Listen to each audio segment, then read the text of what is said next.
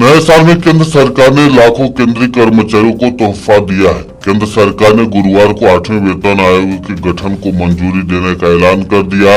गठन के बाद आयोग की रिपोर्ट के आधार पर कर्मचारियों की सैलरी और पेंशन धारकों के पेंशन में इजाफा होगा।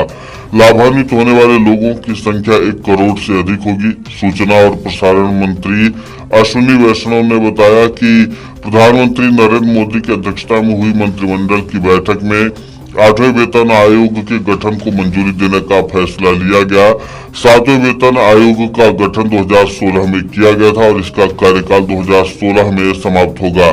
अश्विनी वैष्णव ने आगे कहा कि आयोग के अध्यक्ष और 2 सदस्यों की नियुक्ति जल्द ही की जाएगी।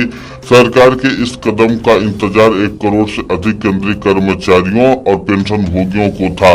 ये अपने मूल वेतन, भत्ते, पेंशन और अन्य लाभों को संशोधित करने में मदद के लिए आयोग के गठन की आस लगाए थे। केंद्रीय मंत्री अश्विनी वैष्णव ने घोषणा करते हुए कहा कि आयोग का गठन 2026 तक हो जाएगा। उन्होंने आगे दोहराया कि 7वें वेतन आयोग की सिफारिशें पहले ही लागू की जा चुकी हैं। मैं इसके बाद में आता हूं, जो कैबिनेट में नहीं था फैसला, लेकिन आपकी जानकारी के लिए रखना चाहता हूं।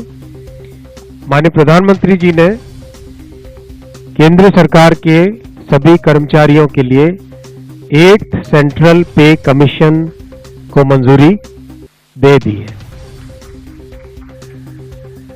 8th सेंट्रल पे कमीशन आप सब जानते हैं 1947 से अब तक 7 पे कमीशन हुए हैं और प्रधानमंत्री जी ने एक रेगुलर रिदम के साथ पे कमीशन बनाने का जो एक संकल्प लिया है, उसके हिसाब से 2016 में लास्ट पे कमीशन 7th पे कमीशन स्टार्ट हुआ था, तो 2026 में इसका टर्म कंप्लीट होता है।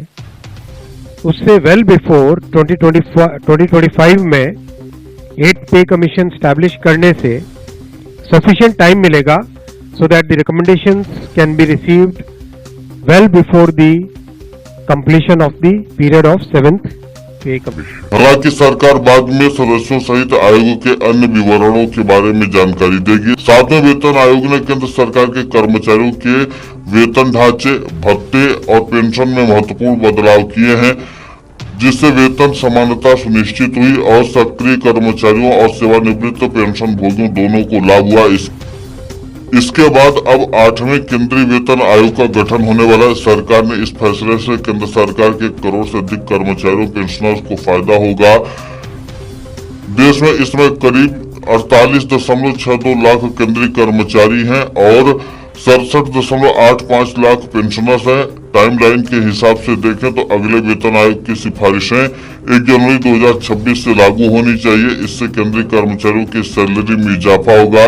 इसमें कर्मचारियों के लिए महंगाई भत्ता यानी डीए और पेंशनर्स के लिए महंगाई राहत डीआर शामिल है। आमतौर पर हर 10 साल में एक बार वेतन आयोग का गठन किया जाता है। 7वें वेतन आयोग का कार्यकाल दिसंबर 2025 में खत्म हो रहा है।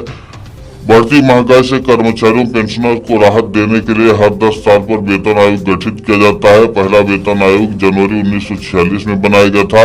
दूसरा वेतन आयोग अगस्त 1957 में बना था और इससे सरकारी खजाने पर 40 करोड़ रुपए का बोझ पड़ा था। तीसरा वेतन आयोग अप्रैल 1970 में बना था, जिससे सरकार को 144 करोड़ रुपए का बोझ पड़ा था।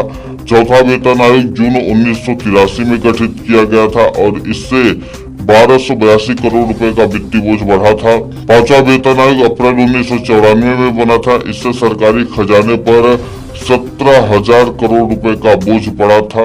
छठा वेतन आयोग अक्टूबर 2006 में बनाया गया था और इससे सरकार को 40,000 करोड़ रुपए का बोझ वहन करना पड़ा था। सातवां वेतन आयोग फरवरी 2014 में गठित किया गया था, जिसकी सिफारिशें 2016 में लागू की गई थी। इससे सरकारी खजाने पर 11,400 करोड़ रुपए का बोझ पड़ा था। अब सरकार ने 8वें वेतन आयोग के गठन को मंजूरी दे दी है। देखना ये होगा कि आगे सरकार के इस फैसले से और कितना ज्यादा वित्तीय बोझ पड़ा।